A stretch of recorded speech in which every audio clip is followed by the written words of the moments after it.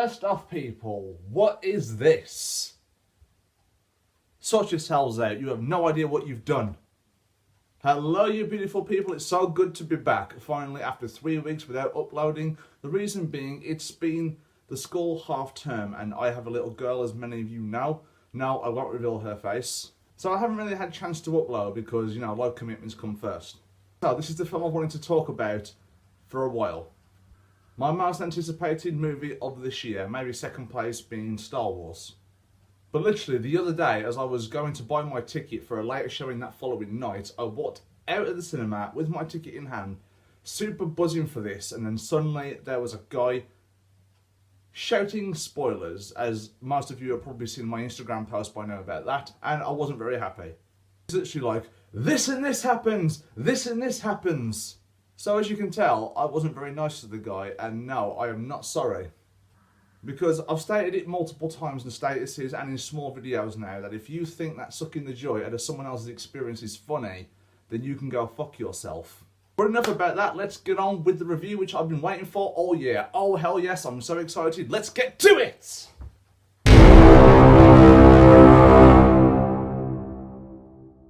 First things first, I'm going to do this the right way and put, oh, some people haven't heard of this, spoiler warning! Yes, this review is going to be completely full of spoilers. I'm going to give away essential plot points, so if you haven't seen the film, I suggest you go and watch it first and then come back and watch this review. Or if you don't care about spoilers, hello. Yeah, I know a lot of critics say that as well, but what else are you going to say really?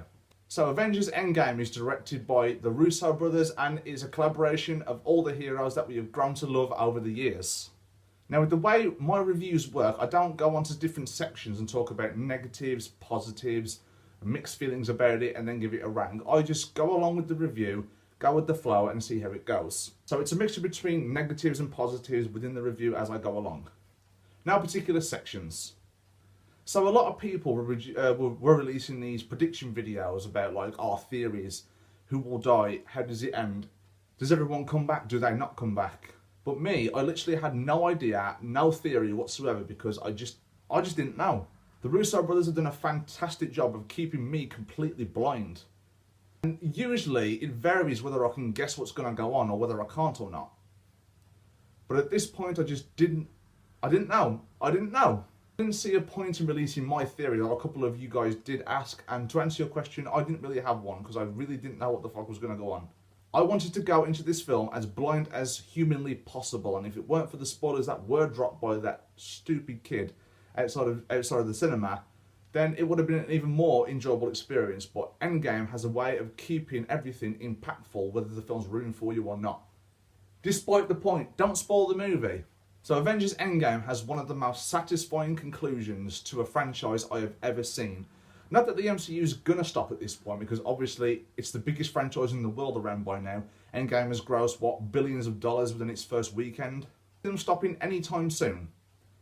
But this is the conclusion to Phase 3, so we have a very satisfying ending.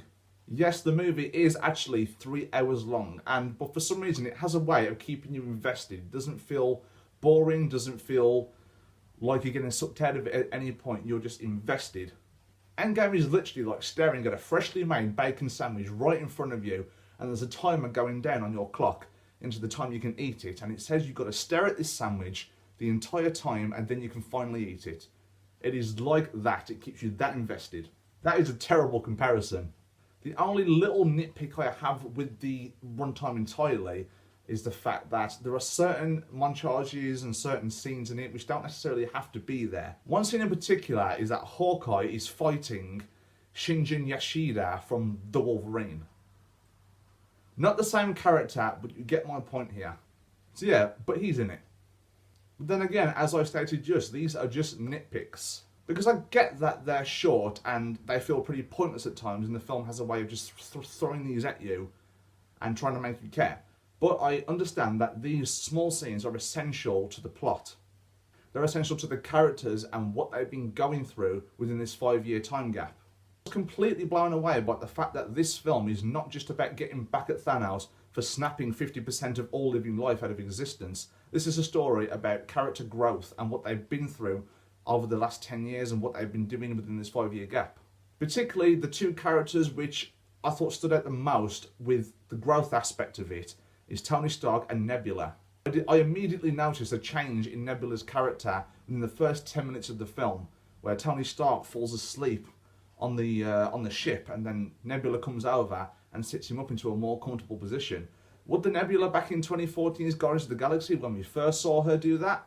I think not. This isn't the same Nebula, and I think that she was one of the standout characters in this entire film, as well as Tony Stark. Those two characters particularly stood out more than the rest. This started singing Tina Turner then. Maybe I shouldn't. You're simply the best! Because people would be like, unsubscribe! So, so Nebula, in a way, has grown as a character and become an essential member to the Avengers or the Guardians, whichever one she's on. Tony Stark, on the other hand, is the one that is grieving the loss of Spider-Man. He doesn't know whether Pepper's alive. He's sending these messages to Earth, hoping, praying that she's listening. So he became an essential broken man, and then when he eventually is rescued by none other than Captain Marvel, he doesn't really want to go along with this whole time travel plan to try and restore everything back to the way it was, because he's had a life in these past 5 years. He's moved in with Pepper. He's staying away from the life of fame and everything. He's got his daughter. But first, he's not completely on board with it. But not to take away the spotlight from anyone else, because there is some absolute solid acting in this entire film. Everyone proved that they were rightly cast for this role. Everybody. Even with the ones with limited screen time, the ones that didn't get that much dialogue, it was still engaging and still epic. So the writing was incredibly good, spread out through all of these characters. Even Captain Marvel's screen time is probably the shortest out of all the characters, but she's still a lot more likeable in this one than she is in her solo outing. But even with the essential confusing time travel aspect of the film, it gave us a chance to revisit some of the older MCU films that we've grown to love over the years. It gave us that feeling of nostalgia. It gave our characters a chance to reflect on past decisions and past characters, revisiting characters which have died in the past and seeing them again. Oh, I like that. I really do like that. First off, you get Thor like spotting his mother again. You get Tony Stark spotting his dad again, doing a little bonding session, which was of course my favourite of the entire thing. But I was confused with the lack of Thanos in the trailer and the marketing towards, leading up to this entire film. But there's a silver lining for everything in the MCU, as I've grown to notice over the years. They never seem to disappoint. Oh, maybe once. Oh my God! People used to speculate, like, how did Thanos survive the snap? How did he survive Stormbreaker being rammed into his chest? How? But then when the film opened up and Thanos' head was completely decapitated by Thor within the first 15 minutes, I thought, shit, is that it? Maybe Thanos isn't the bad guy after all. But no, he is. It's in fact 2014's Thanos from Guardians of the Galaxy that is the main villain, and I thought, wow, thank God that Thanos is still the main villain, because if you just introduce somebody new immediately like that, the film's going to get a bit confusing, but I think the Russo brothers have a way of just piecing everything together beautifully. Josh Brolin, once again, is fantastic as Thanos. He didn't get as much on-screen presence as he did in Infinity War, but he was still one of the standout performances of the entire film. And once again, you feel there's a threat towards our characters here. There's danger. One of them could die. There's no way that the hero is just going to burst out and save the day and rise above the odds. There is an actual threat and they could die.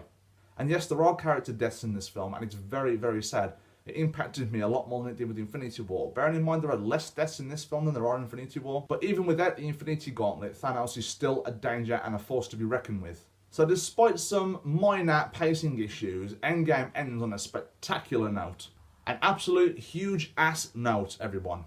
The ending battle between Thanos' forces and the Avengers and their forces is some of the best army versus army massive battle montages I've seen since probably The Lord of the Rings.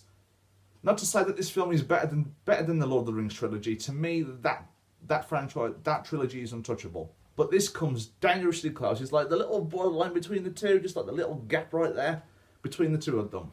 So the short version is the Avengers go back in time, gather all the Infinity Stones, snap, everyone's back. Thanos uses his forces to try and regain the Infinity Stones because the Avengers have them now, and he wants to do the same again.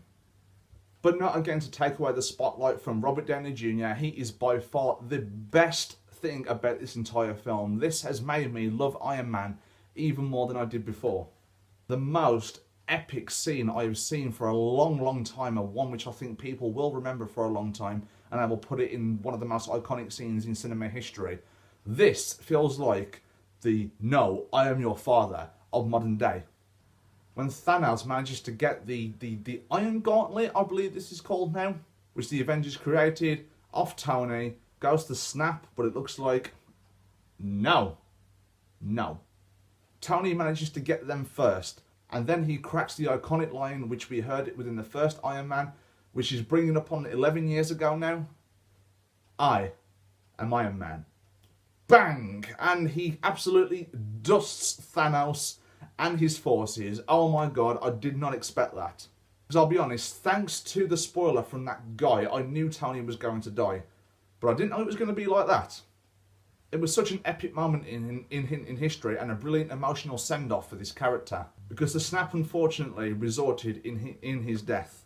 But he saved everyone. It finally concludes the reason why Doctor Strange said he saw one outing and one possible way that they could beat Thanos. And this was it.